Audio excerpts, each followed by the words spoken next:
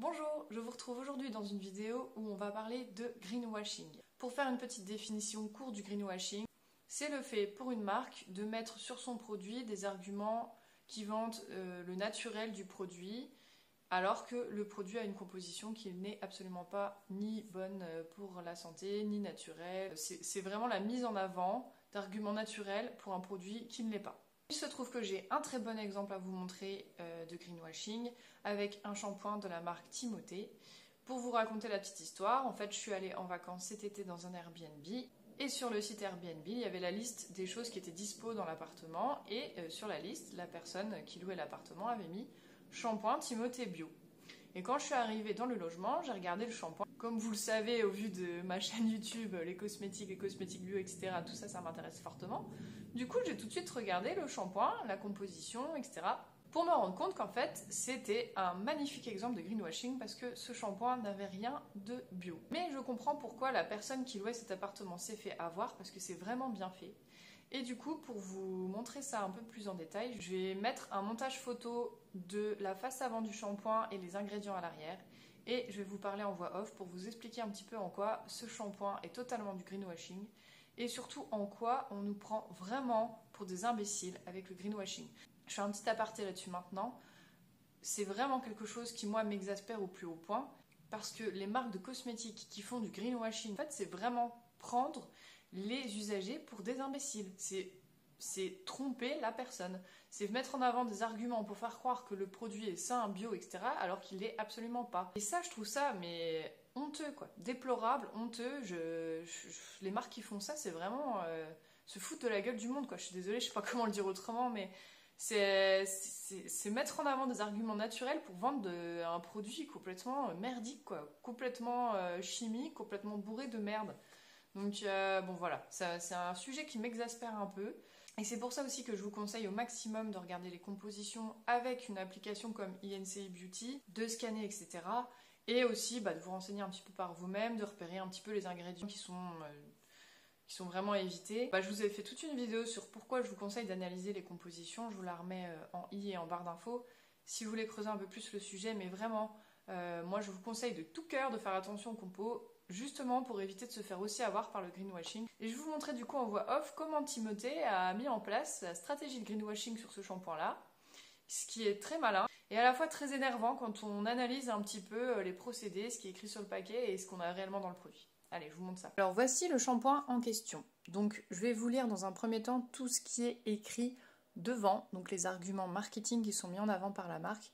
Et ensuite, on analysera la composition que je vous ai pris en photo en dessous. Bon, c'est pas super lisible, j'espère que ça ira sur YouTube sur grand écran.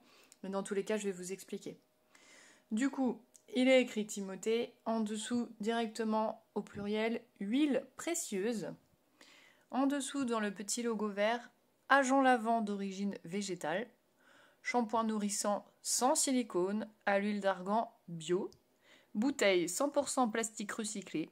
Origine 96% naturelle, cheveux secs et ternes. Donc là, on a pas mal d'arguments qui ressemblent à des arguments d'un produit bio, puisqu'on nous dit agent lavant d'origine végétale, huile précieuse, huile d'argan bio, origine 96% naturelle, plastique recyclé. Voilà, là on est sur un argumentaire bio. Par contre, on peut tout de suite regarder, et c'est ça le plus important en premier lieu, qu'il n'y a pas de label de cosmétiques bio. Je vais vous mettre une photo où je vais les insérer sur le côté, je vais voir comment je fais au montage, pour vous montrer c'est quoi les labels de cosmétiques bio si vous ne les avez pas en tête. C'est toujours les mêmes logos. S'il n'y a pas un de ces labels, le produit n'est pas bio. Il peut s'appeler 96% d'origine naturelle, etc., des choses comme ça. Mais c'est pas certifié et du coup vous n'avez pas vraiment de preuve que c'est vrai. Donc voilà, déjà, effectivement, je comprends en lisant tout ça qu'on puisse se dire que le produit est bio et qu'on puisse se faire avoir parce que c'est très bien fait. Il y a beaucoup d'arguments qui sont mis en avant qui sont du coup de l'ordre du naturel, plastique recyclé, huile bio, etc. Mais quand on regarde la composition, comme je vous l'ai expliqué dans la vidéo sur les tensioactifs dans les shampoings ou dans les gels douche, j'en ai fait plusieurs à ce sujet, je vous les mets en barre d'infos. Le tensioactif, en général, il arrive tout de suite après l'eau. Et là, nous avons donc effectivement aqua, puis sodium laureth sulfate. Et donc, ça, je vous en ai parlé dans les vidéos sur les tensioactifs. C'est le pire tensioactif qui existe actuellement sur le marché, à la fois pour le côté agressif pour la peau, les cheveux, et à la fois pour son aspect pas biodégradable. Donc, on pourrait s'arrêter là. À partir du moment où on voit ça, c'est sûr que c'est pas un produit bio et c'est sûr que c'est pas un produit bon pour la peau, pour quoi que ce soit. C'est le tensioactif qui est le plus utilisé dans tous les shampoings de supermarché, même dans certains produits de parapharmacie. Vous pouvez regarder si vous n'êtes pas encore passé totalement au bio ou chez des copains ou même au supermarché. Sodium laureth sulfate et ammonium lauryl sulfate, c'est les deux tensioactifs les plus utilisés parce qu'ils moussent énormément, ils sont pas chers. Par contre, au niveau composé, composition, fabrication, c'est pas bien biodégradable. Enfin, c'est vraiment une catastrophe et c'est pas du tout bon ni pour les cheveux ni pour la santé. Donc, ça commence mal. On peut pas avoir un produit qui vante des aspects bio, naturels, etc. Des produits lavant doux, en veux-tu, en voilà. Des arguments comme quoi c'est un produit lavant doux d'origine naturelle, 96%, c'est pas possible avec du sodium laureth sulfate, ça c'est un argument faux, c'est du mensonge. Donc ça commence comme ça. Ensuite, on avait comme autre argument positif qu'il n'y avait pas de silicone dans ce shampoing. Alors ça c'est vrai, par contre il y a des polyquaternium 10. Et ça c'est quoi? C'est des quats.